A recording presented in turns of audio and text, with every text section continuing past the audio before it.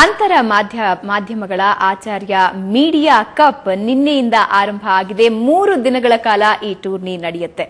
ಜೊತೆಗೆ 18 ಮಾಧ್ಯಮ ತಂಡಗಳು ಇದರಲ್ಲಿ ಭಾಗವಹಿಸಿವೆ.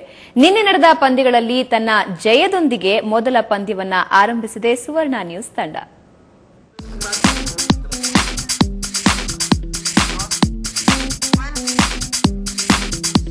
ದಿನನಿತ್ಯ ಪೆನ್ನು ಲೋಗೋ ಹಿಡಿದು ಕೆಲಸದಲ್ಲಿ ಬ್ಯುಸಿಯಾಗಿದ್ದ ಪತ್ರಕರ್ತರು ನಿನ್ನೆ ಬ್ಯಾಟು ಬಾಲು ಹಿಡಿದು ಎಂಜಾಯ್ ಮಾಡಿದ್ರು.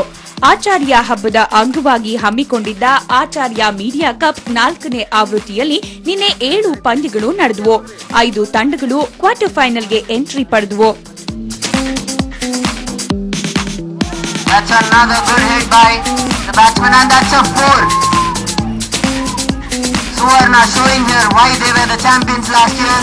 ಆಚಾರ್ಯ ವಿದ್ಯಾಸಂಸ್ಥೆ ಆಚಾರ್ಯ ಇನ್ಸ್ಟಿಟ್ಯೂಟ್ಸ್ ನ ನಿರ್ದೇಶಕಿಯಾದ ಶಾಲಿನಿ ರೆಡ್ಡಿ ಅವರ ಒಂದು ಕನಸಿನ ಕೂಸು ಈ ಆಚಾರ್ಯ ಮೀಡಿಯಾ ಕಪ್ ಅನ್ನೋದು. ಇದು 4ನೇ ವರ್ಷಕ್ಕೆ ಅಂಬೆಕಾಲ್ ಇಟ್ಕೊಂಡು ಬಂದು 4ನೇ ವರ್ಷಕ್ಕೆ ಪ್ರೌಢಾವಸ್ಥೆಗೆ ಬಂದಿದೆ. ಇದು ಆಲ್ರೆಡಿ ಇವಾಗ ಒಂದು ವೆಲ್ಲೂನ್ ಆಗಿ ಸೆಟಲ್ ಆಗಿರುವಂತದ್ದು.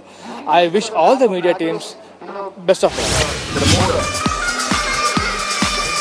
ಟಾಸ್ ಸೋತು ಬ್ಯಾಟಿಂಗ್ಗೆ ಇಳಿದ ಸುವರ್ಣ ನ್ಯೂಸ್ ಆಚಾರ್ಯ ಕಾಲೇಜು ಮೈದಾನದಲ್ಲಿ ಅಬ್ಬರಿಸಿತು.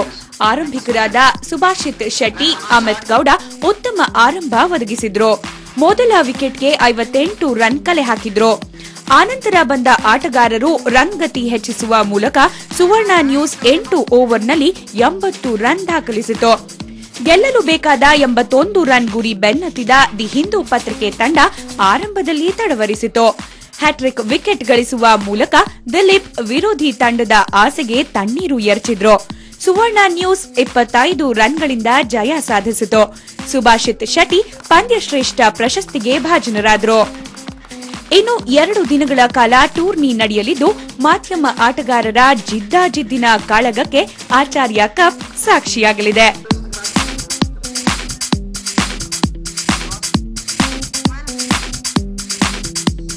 ಬೆಂಗಳೂರಿನಿಂದ ಕ್ಯಾಮರಾಮನ್ ಸತೀಶ್ ಜೊತೆ ರವಿ ಎಸ್, ಸುವರ್ಣ ನ್ಯೂಸ್.